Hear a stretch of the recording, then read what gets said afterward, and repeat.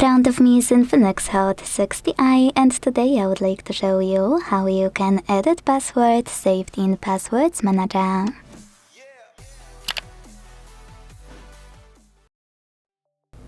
First of all, go into Settings and scroll all the way down to hit Users and Accounts.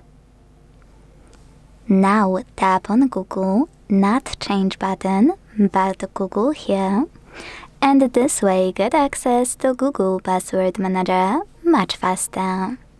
Click on it here, tap on your password, and enter your current login method. Now it's time to hit Edit button and make your changes.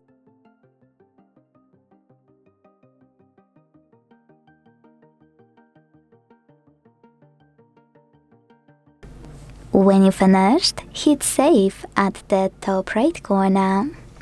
As you can see, after that, my changes were successfully saved.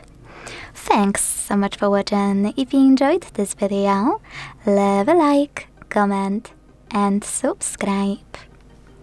Bye!